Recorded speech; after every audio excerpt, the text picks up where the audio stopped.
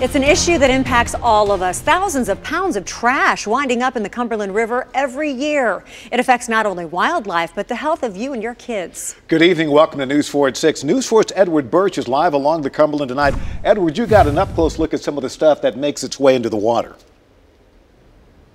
Yeah, Tom and Tracy, it was just jaw-dropping what I saw, but you can see the Cumberland River is still spilling out of its banks. We're at the Commodore Yacht Club, and you can see just how much floodwater is still here from all the recent weeks of rainfall. But you know, this is part of the problem. All of that flooding that picks up some of that trash, and it ends up all across the Cumberland River and into some of the other tributaries. And again, what we saw was pretty remarkable.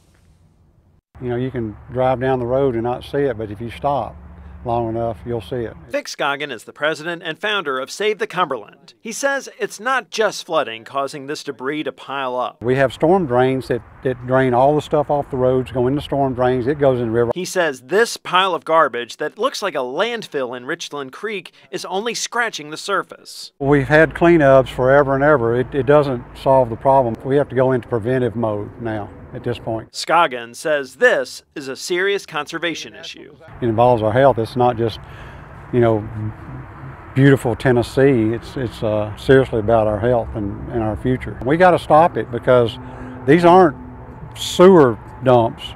This is where we're drinking our water. He says that all the debris that ends up in the Cumberland can wind up hundreds of miles away. A lot of creeks and rivers that run into that main river that eventually goes into the Ohio, and then the Ohio goes into Mississippi, and Mississippi empties out. So everything you saw out here today is going to end up in the ocean probably in a week or two or a month. Ask Scoggin how to clean it up. He'll say start small. If everybody just picked one up during the day, whether they're in their boat or in their car or walking on the trails or whatever, they picked up one bottle, we would take 2 million of these plastic bottles out of our drinking water.